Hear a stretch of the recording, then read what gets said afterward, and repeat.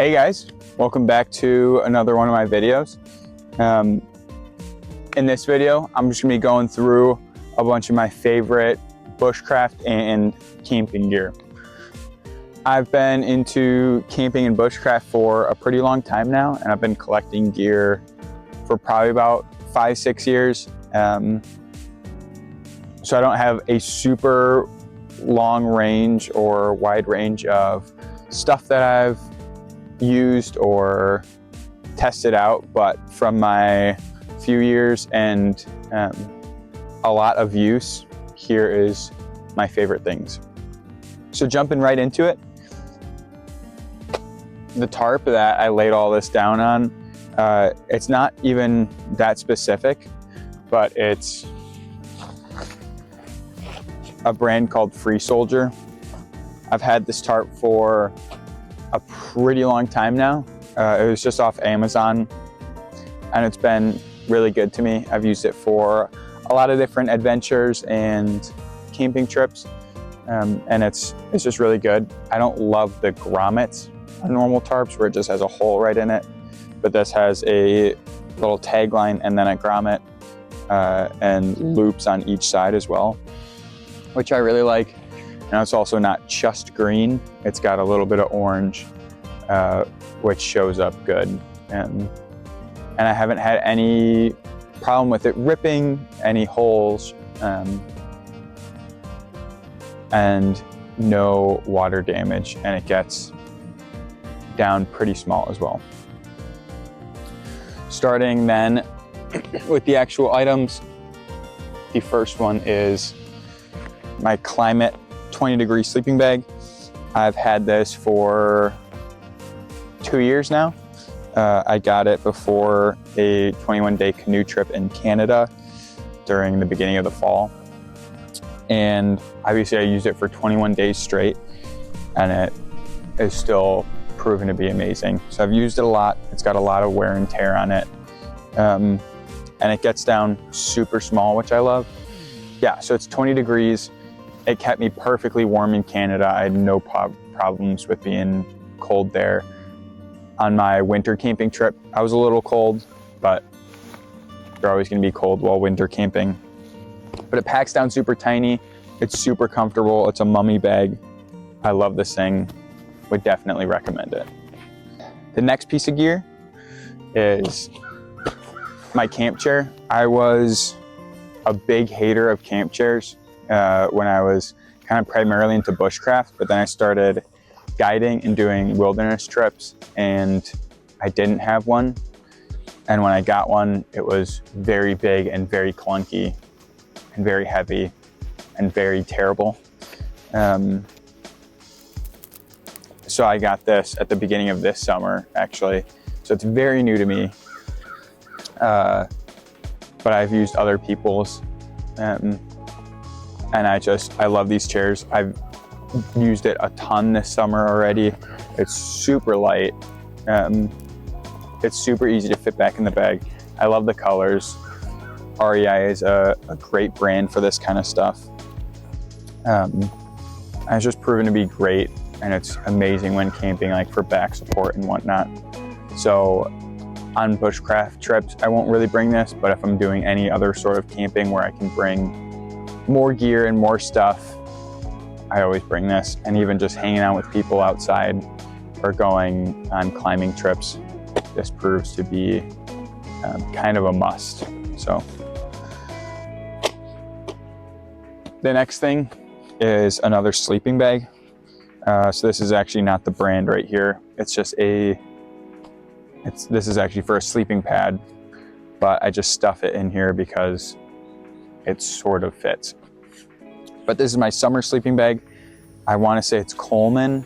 I'll leave like links in the description for all the gear if I can find it. So I'll try to get this down there. But yeah, I think it's Coleman, and I don't know what temperature rating it is, but obviously it gets down super small. I've even got it smaller than this in times of need. But anytime I'm going on a summer camping trip, I really don't need anything heavier than this. It's super tiny, actually barely fits my body. I'm 5'11", but I've gone onto the sandbars on the Wisconsin River with this. This is usually what I bring. I don't even bring a sleeping pad. Sometimes I bring my sleeping bag liner, but sometimes, most of the time, I just bring this and I just sleep right on the sand with it. You really don't need that much in the summer. You can get by very easily. And this is very nice because I can pack very minimalistic with this.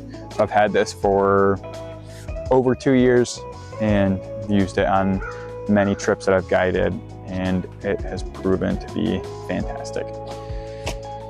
So that was kind of more of the camp furniture or sleeping stuff or coverage, as you might say. As we get into more of the other kind of stuff, we're gonna start actually over here, not jump into the fancy, nice, cool tools. We're gonna start with the pot that I have. This is just a bush pot that I got from Walmart. It's by Stanley. And again, nothing super specific about this. Like, I haven't tried out a ton of these, but just like getting a little bush pot like this, I would totally recommend. Huge things that I like about this is measurements on the side. So, I mean, like most just add water type meals and just anything else that you need to add water. You don't need to bring an extra cup or anything or try to eyeball it. It's just all right there. It also has holes in the top so you can strain water out, and then the handle also folds on so that the lid doesn't come off, and it also doesn't rattle. So yeah, I have had this pot for, I don't know how long really. I haven't really kept track of that, but I think I've had it for a decently long time. It's been very good, and Stanley is always a good brand. Next here is, this is called tarred bank line. Most people I know have not actually ever heard of this, but it is, correct me if I'm wrong in the comments, but it's nylon twine that is coated in tar. So it's not like sticky or anything like that, but it binds on itself really well. So I won't bring this usually for any camping trips, but if I'm doing like a bushcraft trip where I'm gonna be building a pretty intense shelter, or I'm building a shelter that I'm leaving up on property that I know is fine to leave up, like not on public land, I will use this because it does not rot very fast, binds on itself very well, super thin. It's not hard to work with like a lot of other twines, and it does not really fray out. Next is paracord. Every trip that I go on, I bring paracord pretty much no matter what. It is a must-have for any camping trip, any bushcraft trip, any trip that you're going to be out in the wild, even if it's just backpacking. I would highly recommend bringing at least some form of paracord because it is extremely useful. I would recommend with this is getting a bright color. So I always get like a yellow or an orange or something that when you put it on the ground, you're going to be able to see, especially if it's the fall and there's tons of leaves on the ground. If you have something that's black or dark green or anything like that, it might be very hard to find it. So I always get something like this. All right, so that's kind of more of, you might say, the boring stuff. We're getting on to my favorite tools that I've owned. We'll start with the saw on the left. This is the Boreal 24, made by Agawa. This saw is very popular in the bushcraft community. It's just super lightweight and compact, obviously. It gets down super small, and I always just slide it into the side of my pack, and I have it stick out a little bit because the saw gets very big, and bow saws are very nice when making shelters, like in one of my previous videos. And just being able to to use something like this and have the ability to bring a big saw into the bush very easily is really nice. I haven't had to replace any parts on this saw. I know some people replace the blade, but I actually haven't even done that, which I probably should do, but haven't had the need to, and no parts have broken or fallen off. I think I've had this for 3 or 4 years now. Next, we will stay in the saws. So this is the Baco Laplander. This is probably my favorite saw. I don't know if I said that about that, but this thing is amazing. It's super tiny, even more compact than the Boreal. This is very similar to any Silky saw. I actually haven't ever bought a Silky saw. I know they're very popular, but I've heard, actually, I would say better things about the Baco Laplander. But yeah, I have actually gone through a few of these, but they're very cheap. I want to say they're $20, $25 to buy one. So I would highly recommend this if you're first getting into bushcraft too, or camping, or if you're doing a small trip. This is very nice, especially if you're just doing small firewood. Not much more is needed than this. This is the Holtz Brook hatchet. I got this 3-4 years ago now, and it has been amazing to me. I bought it kind of more as a carving hatchet. I know that's not what it's technically made for, but that's what I bought it for, and I've used it relentlessly for carving. This brand is probably one of the best brands for axes and hatchets. This is the only product that I have from them. But yeah, the handle is amazing, super good quality. I want to say all this stuff is completely handmade. And even just like the sheath is super durable. I've had sheaths for knives and axes that have broken in the past, but this one stands true and has not broken on me. Yeah, very comfortable, amazing hatchet. Next is my Bushcraft carving kit. I got into carving very early on in my bushcraft exploration, or when I was first getting into bushcraft. Kind of one of the first things was carving that interested me. Very bad at it to begin with, especially spoons. They're very hard to me.